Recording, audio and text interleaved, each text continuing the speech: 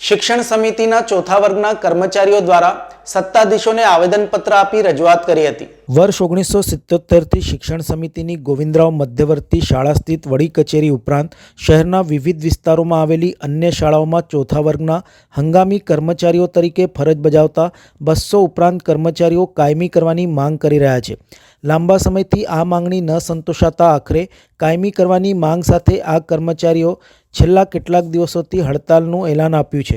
ચોથા વર્ગના કર્મચારીઓની હડતાલ આગળ વધી રહી છે। લડતના ભાગરૂપે હંગામી કર્મચારીઓએ શુક્રવારે mayor, deputy mayor, municipal commissioner, શાસક પક્ષના નેતા, દંડક સહિત અન્ય પદાધિકારીઓને સંબોધિત કરીને આવેદનપત્ર આપ્યું હતું।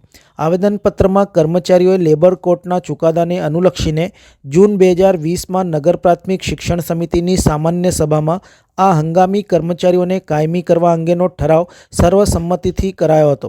આ સમિતિએ સામાન્ય સભામાં મૂકી તે મંજૂર કરાવવા અર્થે કોર્પોરેશનને મોકલ્યો હતો। હંગામી કર્મચારીઓ આ ઠરાવ સામાન્ય સભામાં રજૂ કરી તે મંજૂર કરવાની માંગ કરી રહ્યા છે અને તે સંદર્ભે મેયર, ડેપ્યુટી મેયર સહિત અન્ય સત્તાધીશોને આવેદનપત્ર આપવામાં આવ્યું હતું। હા, આપ સૌ જાણો છો એ મુજબ અમે લોકો ગઈકાલથી અચોક્કસ મુદ્દતની હડતાળ પર બેસેલા હતા અને અમારો જે જૂનો પ્રશ્ન છે કે 32 વર્ષથી અમે લોકોને કાયમ નથી કરતા, એ કાયમીકરણનો પ્રશ્ન છે।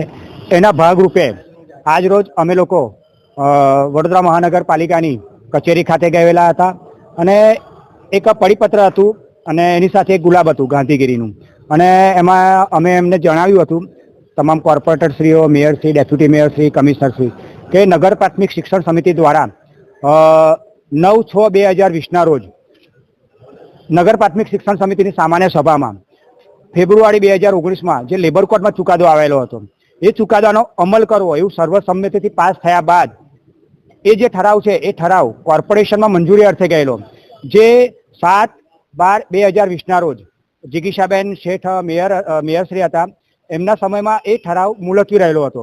એટલે આજે એક અમને કાયમી કરવાના ભાગરૂપે અમે એમને વિનંતી કરવા ગયેલા કે એ જે ઠરાવ છે એ સામાન્ય સભામાં મુલતવી છે, તો એ ઠરાવ છે ફરી સામાન્ય સભામાં લાવી અને અમને ન્યાય આપો, એટલે અમે વિનંતી કરવા ગયેલા।